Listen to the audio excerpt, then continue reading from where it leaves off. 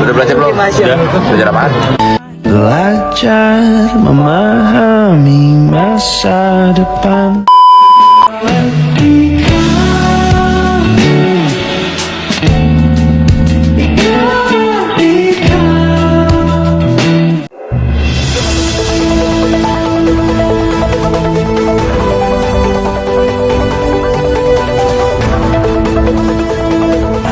Halo guys, kembali lagi bersama saya Muhammad Romi. Di sini saya sebagai presenter yang akan membawakan acara kuis cemen. Cerdas konsumen. Oke, sebelum kita masuk pada kuis, untuk memulainya kita tanya-tanya dulu nih. Sini ada tim A dan tim B. Gimana sih jargon-jargon mereka? Kita sambut tim A dengan jargon. Tim B dengan jargon. Oke, apakah kalian sudah siap? Siap. Oke, untuk pertanyaan pertama, mohon didengar dengan baik-baik dengan seksama. Pertanyaan pertama, jelaskan apa itu tanggung jawab sosial terhadap konsumen. Oke, tim A. Jadi tanggung jawab sosial terhadap konsumen yaitu kewajiban moral dan etis yang dimiliki oleh perusahaan untuk memastikan bahwa produk, layanan, dan kegiatan pemasarannya tidak hanya menguntungkan tetapi juga aman, jujur, transparan, dan memberikan manfaat bagi konsumen serta tidak merugikan mereka secara langsung maupun tidak langsung. Elemen penting dalam tanggung jawab sosial terhadap konsumen ada 5. Yang pertama ada keamanan produk, yang kedua kejujuran dalam iklan dan promosi, yang ketiga ada transparansi informasi, yang keempat ada layanan purna jual, dan yang kelima ada penghormatan terhadap hak konsumen. Oke, benar. Tim A mendapatkan poin 100. Untuk pertanyaan selanjutnya, apakah kalian sudah siap? Siap. Oke, untuk pertanyaan selanjutnya, mohon didengarkan dengan seksama. Jelaskan apa itu kepentingan produsen dan konsumen. Oke, tim B, silakan dijawab. Baik, terima kasih. Jadi kepentingan konsumen adalah hak untuk mendapatkan barang atau jasa yang aman, berkualitas, dan sesuai kebutuhan serta perlindungan dari kerugian. Kepentingan produsen adalah memperoleh keuntungan dengan kelangsungan usaha dan memenuhi kebutuhan konsumen dengan menyediakan produk atau jasa yang dibutuhkan. Keduanya saling membutuhkan. Konsumen membutuhkan produk, sedangkan produsen membutuhkan pembeli. Oke, benar. Tim B mendapatkan poin 100. Oke, masuk ke pertanyaan selanjutnya. Mohon didengarkan dengan baik-baik pertanyaannya. Jelaskan apa itu praktik-praktik penjualan makanan yang merugikan konsumen. Oke, tim B, silakan untuk menjawab. Penjualan makanan dengan informasi yang menyesatkan seperti iklan yang tidak sesuai, kenyataan atau lebih produk yang tidak lengkap. Selain itu, praktik manipulasi harga seperti penetapan harga yang tidak wajar, price fixing.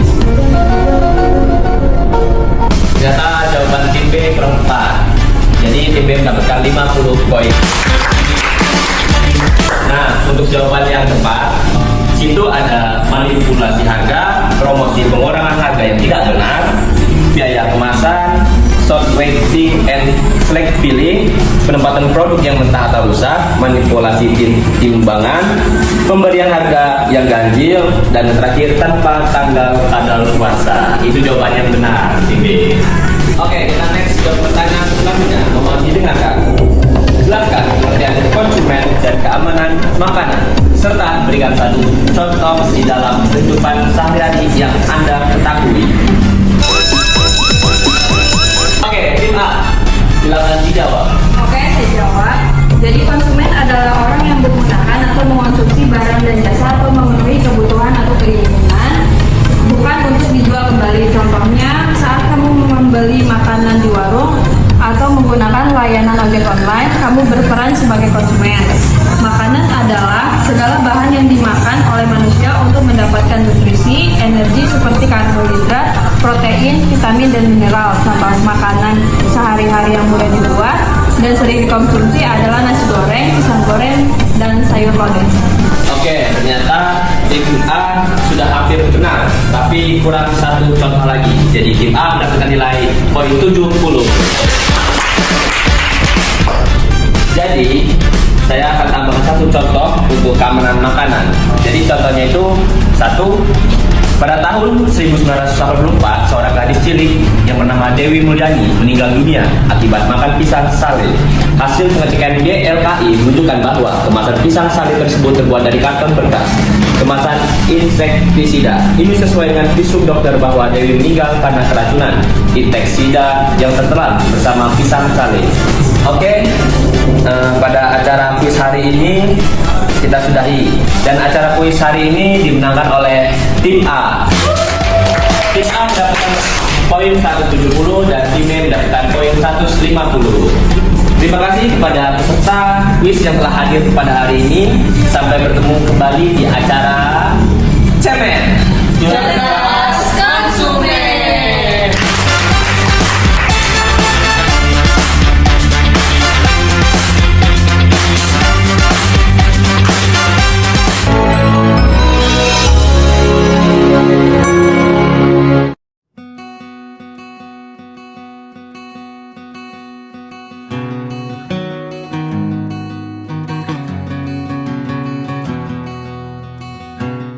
Kalian sudah selesai kuis?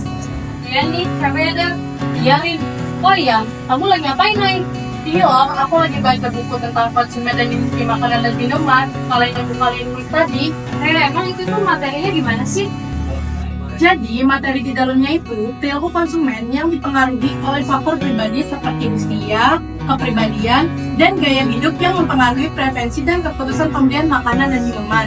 Misalnya, konsumen muda cenderung mencari produk yang unik dan praktis untuk menemani aktivitas sosialnya. Jadi gitu, Rinda.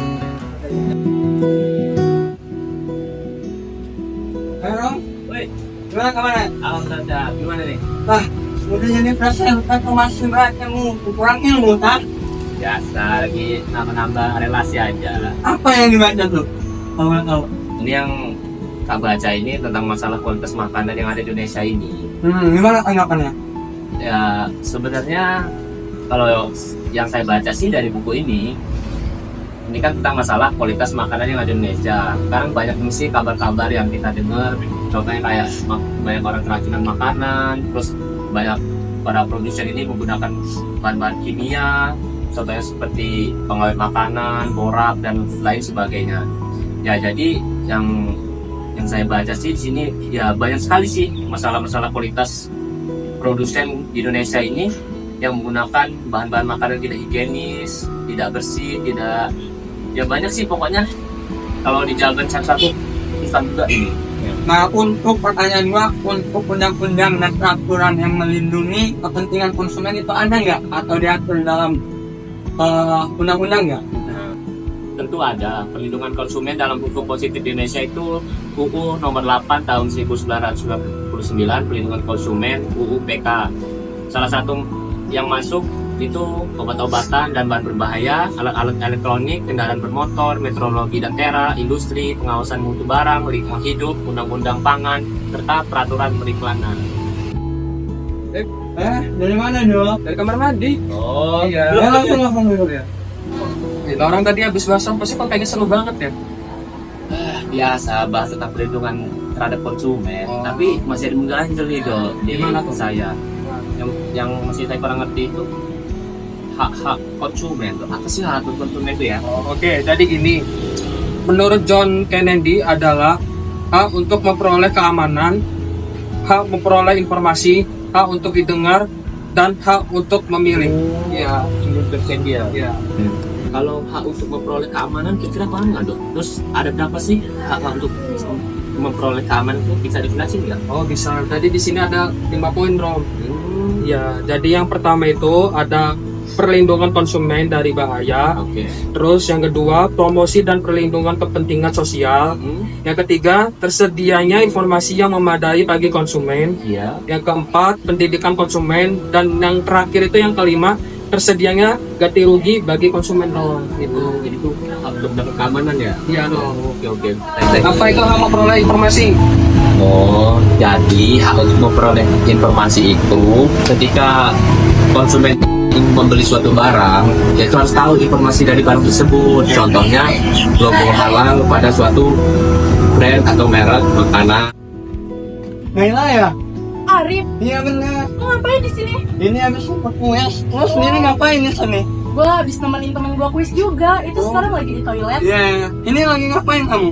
Biasalah, kampus. Ini loh, gue lagi baca buku perilaku konsumen tentang hak untuk didengar. Apa itu?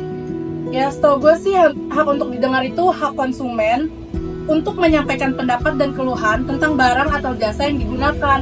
Hak ini itu bertujuan agar konsumen tidak dirugikan dan terhindar dari kerugian. Contohnya kayak seorang pelanggan yang menyampaikan keluhan kepada restoran mengenai kualitas makanan yang kurang baik gitu sih. Kalau lu tau gak sih Rit, tentang hak untuk memilih? Ngomongin hak untuk memilih, sebagai konsumen kita berhak memilih barang atau jasa yang akan kita konsumsi.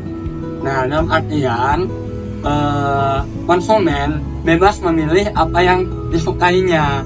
Konsumen tidak boleh ditekan atau dipaksa untuk membeli atau menggunakan barang atau jasa itu tersebut. Konsumen juga memilih yang dia sukai, bukan apa yang ditekankan oleh produsen. Kayak gitu sih. Paham nggak lo? Oh iya, paham gue. Ya. Udah, gua duluan dulu. Ya. Oke, thank you. Jadi ya. Ya.